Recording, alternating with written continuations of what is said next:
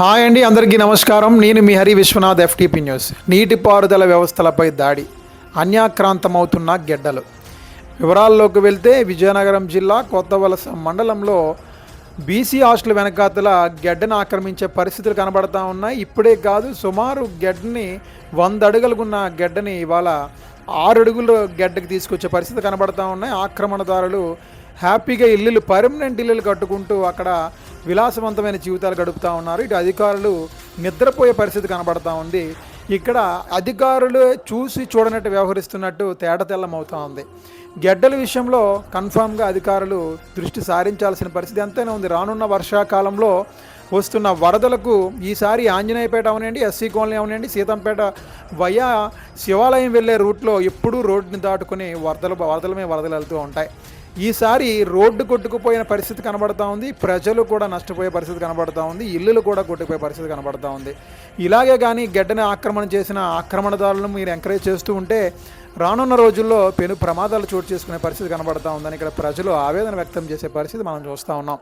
ఇప్పటికైనా సరే స్థానిక తహసీల్దారు, అదేవిధంగా స్థానిక విఆర్ఓ వెంటనే చర్యలు తీసుకొని గెడ్డను సర్వే చేసి వాటర్ ఏదైతే గెడ్డ నుంచి పారుతుందో దాన్ని ప్రశాంతంగా పారనిస్తే రానున్న రోజుల్లో ప్రమాదాలు రావు. ఎప్పుడు వర్షాకాలం వచ్చినప్పుడల్లా అధికారులు రావడం కొత్త వలస ఒక మంచి వార్తగా మారడమే తప్ప ఏ రోజు కూడా వార్త లేని పరిస్థితి లేదు. కొత్త వలసలో వర్షాలు పడితే వార్తలకు కరువు లేకుండా చేస్తున్న పరిస్థితి అధికారులు చేస్తూ ఉన్నారు.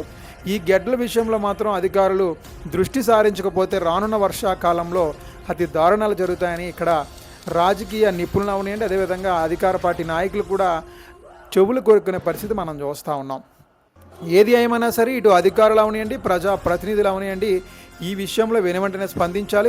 రానున్న భవిష్యత్తుకి మనం మోసం చేసే వాళ్ళం అవుతాం. ఇటు ఇప్పటికైనా సరే ఇటు జిల్లా అధికారులు, మండల అధికారులు వెంటనే స్పందించి అక్కడ ఉన్న గెడ్డకి సర్వే చేయించి గెడ్డ యొక్క రూట్ని పర్ఫెక్ట్గా ఒక జేసీబీ సహాయంతో ఒక లెవెల్ చేసి గెడ్డకి ఎలా వెళ్తుందో అలా వెళ్ళనివ్వకపోతే రానున్న రోజుల్లో చాలా ప్రాబ్లం అవుతుంది.